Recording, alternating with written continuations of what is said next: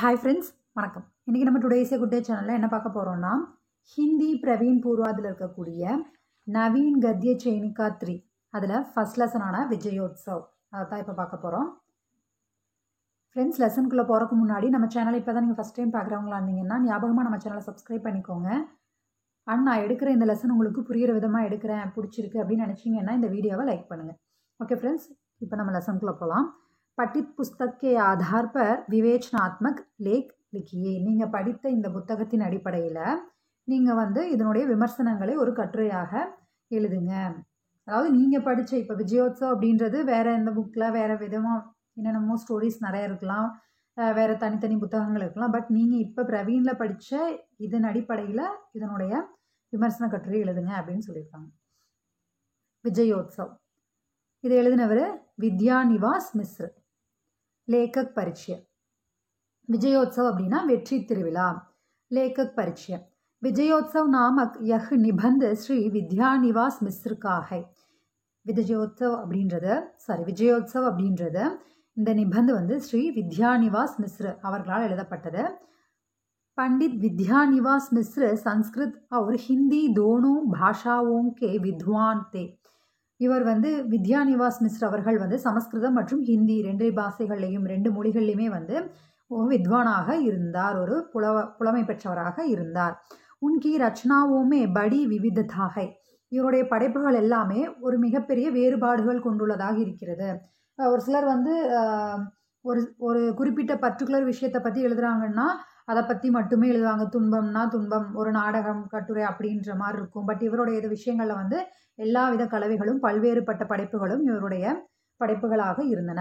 आप नवभारत टाइम्स और साहित्य अमृत पत्रिकाओं के संपादक भी रहे. இவர் நவபாரத் டைம்ஸ் மற்றும் சாகித்ய அமிர்த் அப்படின்ற அந்த பத்திரிகைகளையும் இவர் ஆசிரியராகவும் பணியாற்றி இருக்கிறார். भारत सरकार ने उनको पद्मश्री उपाधि से भूषित किया है. பாரத் சர்க்கார், நம்மளுடைய பாரத நாடு இவருக்கு பத்மஸ்ரீ விருது வழங்கி சிறப்பித்துள்ளது. लेख परिचय. यह लेखक द्वारा लिखा गया एक संपादकीय है. இது लेखक அவர்களால் எழுதப்பட்ட, வித்யாநிவாஸ் அவர்களால் எழுதப்பட்ட ஒரு படைப்பு. इसमें लेखक विजयादशमी, कोजागरी और दीपावली आदि त्योहारों के बारे में बताते हैं. இதில் லேखक விஜயாதசமி மற்றும் கோஜாகரி அப்படின்றது நார்த் சைடில் கொண்டாடப்படுகின்ற ஒரு விழா, அப்புறம் தீபாவளி, இந்த விழாக்களை பற்றியெல்லாம் கூறியுள்ளார். लेख का सारांश. विजयादशमी और दिवाली. विजयादशमी का त्योहार पूरे भारत में मनाया जाता है. விஜயாதசமி இந்த விழா நம்ம முழு பாரத நாடு முழுவதுமே கொண்டாடப்படுகிறது. कहते हैं कि श्री राम ने इसी दिन रावण पर विजय प्राप्त की. சொல்கிறாங்க என்னன்னா, ஸ்ரீராமர் இந்த தினத்தில் தான் ராவணனை வென்றார், விஜய பிராப்திக்கு வென்றார் அப்படின்னு சொல்லப்படுகிறது. யஹ் தியோஹார் அஸ்வின் சுக்ல கி தசாமி கோ படுத்தாக. இந்த விழா அஸ்வின் சுக்ல பட்சத்தில் 10ஆம் நாளில் விழுகிறது. कार्तिक कृष्ण अमावास्या को श्री राम लंका से लौट आए और उनका राज्याभिषेक भी हुआ. கிருஷ்ணர் அமாவாசை இந்த நாளில் தான் ஸ்ரீராமர் இலங்கையிலிருந்து திரும்பி அவர் பட்டாபிஷேகம் அவருக்கு நடந்தது. அயோத்தியா வாசியோன்னே கர் கர் தீப் ஜலாயே. அயோத்தியாவில் இருக்கக்கூடிய மக்கள் எல்லாருமே அவங்கவுங்க வீடுகளில் தீபங்களை ஏற்றினர். इसी खुशी में आज भी पूरे भारत में दीप जलाए जाते हैं. இந்த சந்தோஷத்தோட தான் இன்றும் கூட தீபம் ஏற்றப்படுகிறது அந்த நாளில். திக்விஜயோं का उद्देश्य. திக்விஜயம் அப்படின்னா திக்விஜயங்கள் மேற்கொள்றது அப்படின்னு சொல்லுவாங்களே, அதனுடைய நோக்கம் என்ன? प्राचीन दिग्विजयों का उद्देश्य किसी देश पर अधिकार जमाना नहीं था.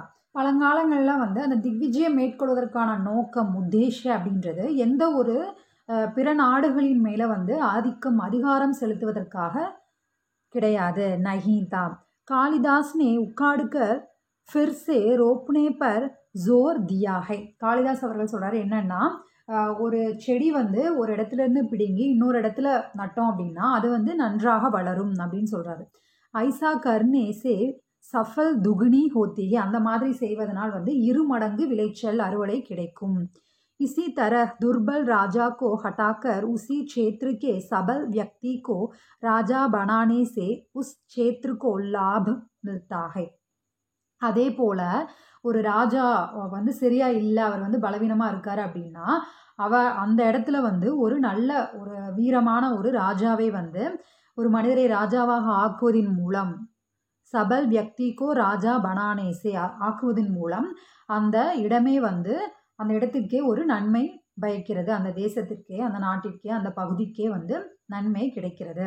வஹ் பிரதேஷ் சக்திசாலி ஹோ ஜாத்தா ஹை. ஸோ அந்த இடம் வந்து என்ன ஆகுதுன்னா ரொம்ப பவர்ஃபுல்லாக ரொம்ப ஸ்ட்ராங்கான ஒரு இடமாக அது அமைகிறது. ராம் கி ஜீத் और பாரத் கி ஜீத். ராமரினுடைய வெற்றி மற்றும் பாரதத்தினுடைய வெற்றி. ராம் கி விஜய யாத்ர में वन ने वानर और भालू जातियां ही उनके साथ थी. ராமரினுடைய அந்த வெற்றி யாத்திரையின் போது வனத்தில் இருக்கக்கூடிய அந்த வானரங்கள், குரங்குகள் மற்றும் அந்த கரடி இனங்கள் எல்லாம் வந்து அவரோட செல்கிறது. அயோத்தியா சே கோயி சேனா நஹி ஆயி தி. அயோத்தியாவிலிருந்து யாருமே வந்து வரல. கோயி சேனா நஹி ஆயி தி. राम ने रथहीन होकर भी रथ पर चढ़े रावण के विरुद्ध लड़ाई लड़ी. ராமர் வந்து ரதமே அவருக்கு இல்லை, அவர் ரதத்தில் ஏறி செல்லாவிட்டாலும் அவர் ரதத்தில் இருந்த வீற்றிருந்த அந்த அரசனான ராவணனை வந்து போரிட்டு வென்றார். इससे प्रभावित होकर ही गांधी जी आज़ादी के विजय अभियान में रामचरितमानस की चौपाइयों का उपयोग करते थे. இதனால் ஈர்க்கப்பட்டு இந்த தாக்கத்தினால் தான் வந்து காந்திஜி அவர்கள் வந்து விடுதலை அந்த வெற்றி இதன் போது வந்து அவங்களுடைய ஃபாலோவர்ஸ் அந்த மாதிரி இருக்கவங்ககிட்ட வந்து அவர் எதை ஃபாலோ பண்ணார், எந்த விஷயத்த சொன்னார் அப்படின்னா ராமச்சரித் மானஸ் அதனுடைய அந்த வரிகளைத்தான் வந்து அவர் உபயோகப்படுத்தினார். लंका में राक्षसों का पराभव नहीं हुआ, केवल रावण का अहंकार समाप्त हुआ. லங்கையில் வந்து ராட்சசர்களினுடைய அந்த ஆட்சி அப்படின்றது முடிவுக்கு வரல, வெறும் ராவணனுடைய அந்த அகங்காரம் அதுதான் வந்து முடிவுக்கு வந்தது. भारत में अंग्रेजों का पराभव नहीं हुआ, केवल उनका प्रभुत्व समाप्त हुआ. அவங்களுடைய அந்த பாரதத்தில் வந்து அந்த ஆங்கிலேயர்களுடைய ஆதிக்கம் அப்படின்றது தான் வந்து இங்கே முற்று பெற்றிருக்கு. அவர்களுடைய அந்த என்ன சொல்கிறது, இப்படி ராவணனுடைய அந்த ஆணவம் வந்து எப்படி தோற்கடிக்கப்பட்டதோ அதுபோல் ஆங்கிலேயர்களுடைய அந்த ஆதிக்கம் அப்படின்றது முடிவுக்கு வந்துள்ளது.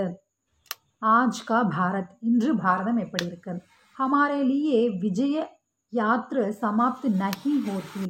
நமக்கு வந்து இன்னும் வந்து அந்த வெற்றி யாத்திரை அப்படின்றது இன்னும் முடிவு பெறல.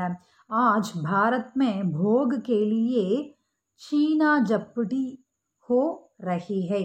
இன்று பாரதத்தில் எப்படி இருக்குன்னா தன்னுடைய சந்தோஷத்துக்காக மற்றவர்களுடைய பொருளை அபகரிக்கக்கூடிய அந்த விஷயங்கள் எல்லாம் நடக்குது. இது எப்படி அந்த செயின் ஸ்நாச் பண்ணுறது, மற்றவர்களுடைய பொருளை அபகரிக்கிறது, செல்வத்தை பறிப்பது, அந்த மாதிரியான விஷயங்கள். தூஸ்ரோங்கோ பயபீத் கர்னேக்கி குப்ருத்தா சல் ரஹிஹை.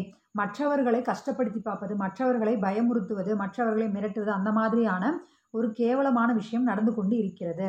ஹம் ஏக் தூஸ்ரே கி சுவிதா கி அபேக்ஷ கர்த்தே ஹை. நாம் மற்றவர்களுடைய அந்த வசதிகளை, அவங்களுடைய இந்த சுகங்களை நாம் பறித்து கொள்கிறோம். அந்த மாதிரியான விஷயங்கள் நடந்து கொண்டிருக்கிறது.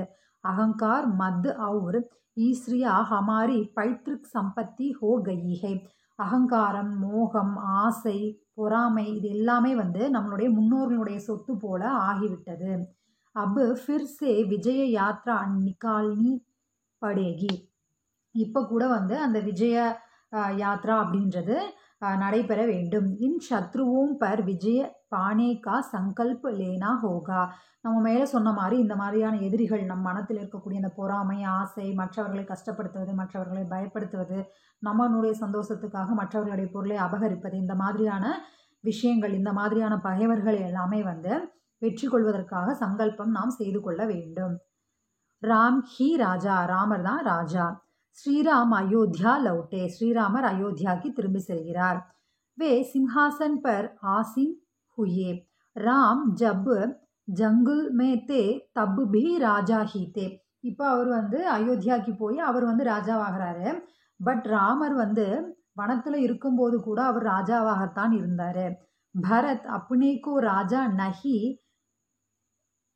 நியாஸ்தாரி மான்தேத்தே.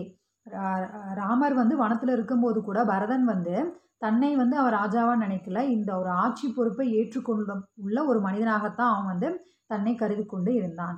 மகாத்மா காந்தி உசி ஸ்திதி மே சாசக்கு கோ தேக்னா சாகத்தே தே.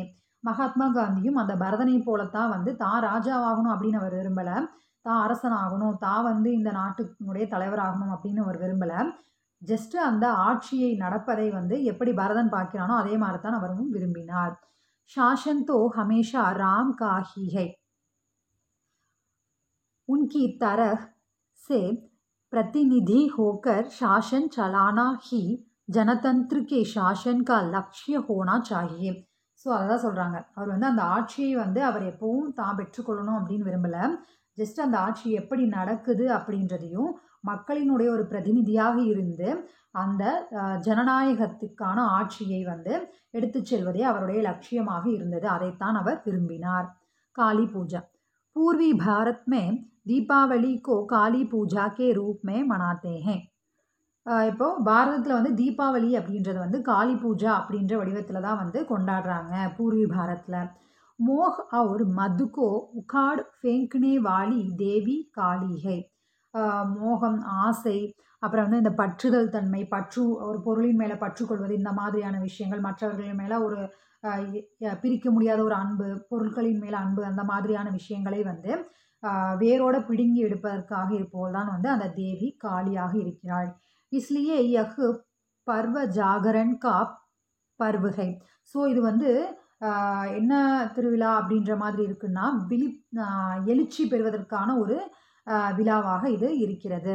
இசி தின் ஹிசாபு கிதாப் பூரா கத்தேஹே. இந்த நாளில் தான் வந்து அக்கௌண்ட்ஸ் எல்லாம் ஃபினிஷ் பண்ணுவாங்க, இந்த தொழில் பண்ணிட்டுருப்பாங்கள்ல அவங்கெல்லாம்.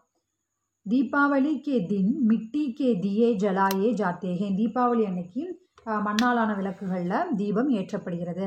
ஏ தீப் கஹ்தே ஹே கி சச்சாயி கா கோயி ஆவரண் நஹி ஹோத்தா.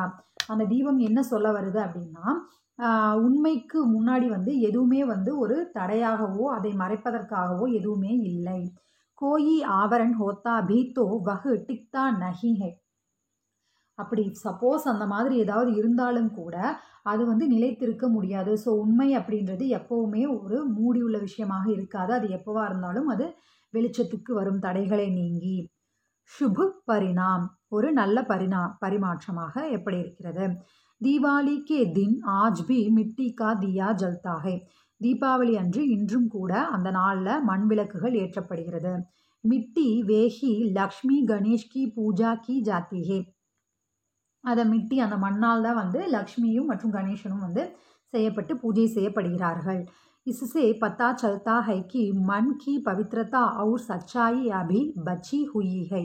இதிலிருந்து நமக்கு என்ன தெரிய வருகிறதுனா, இன்றும் கூட நம் மனதில் வந்து அந்த அந்த என்ன சொல்கிறது, புனிதம், அந்த உண்மை, நல்ல விஷயங்கள் இது எல்லாமே வந்து இன்றும் நிலைத்திருக்கிறது. விஜயோத்சவ் கா யஹி சுப் பரிணாம் ஹோனா சாஹியே. விஜயோத்சவ் அப்படின்றது, இந்த வெற்றி திருவிழா அப்படின்றது இந்த மாதிரியான ஒரு நல்ல பரிமாற்றம் உள்ளதாகத்தான் அது இருக்க வேண்டும். அது ஒரு நல்ல ஒரு மாற்றத்திற்கான ஒரு விஷயமாக இருக்க வேண்டும். அதைத்தான் நாம் எல்லாருமே விரும்பணும், அதுதான் வந்து நடக்க வேண்டும். விசேஷதா, இதனுடைய சிறப்பு என்னவா இருக்கு. யஹ் நிபந்த் படுக்கர் ஹம் தியோஹாரோं की जानकारी पाते हैं. இந்த நிபந்த படிக்கிறதுனால நமக்கு விழாக்களை பற்றி தெரிந்து கொள்ள முடிகிறது. यह भी जान पाते हैं कि देश को अब बुराइयों को उखाड़ फेंक कर भलाई की स्थापना करनी है. இதோட வந்து நமக்கு வேற ஒன்று என்ன தெரிய வருதுன்னா, நம்ம நாட்டில் வந்து தீயவைகள் வந்து அகற்றப்பட்டு நல்லவைகள் விதைக்கப்பட வேண்டும் அப்படின்றதும் நமக்கு தெரிய வருகிறது. ஓகே ஃப்ரெண்ட்ஸ், நான் எடுத்த இந்த விவேச்சனாத்மக், அதாவது இந்த சாராம்சம் வந்து இந்த நிபந்தம் உங்களுக்கு புரிஞ்சிருந்ததுன்னா இந்த வீடியோவை லைக் பண்ணுங்கள். இதே மாதிரி பிரவீன் பூராத் படிக்கிறவங்க ஃப்ரெண்ட்ஸ் எல்லாருக்கும் இதை ஷேர் பண்ணுங்கள். ஞாபகமாக நீங்களும் நம்ம சேனலை சப்ஸ்கிரைப் பண்ணிக்கோங்க. ஓகே ஃப்ரெண்ட்ஸ், பாய்.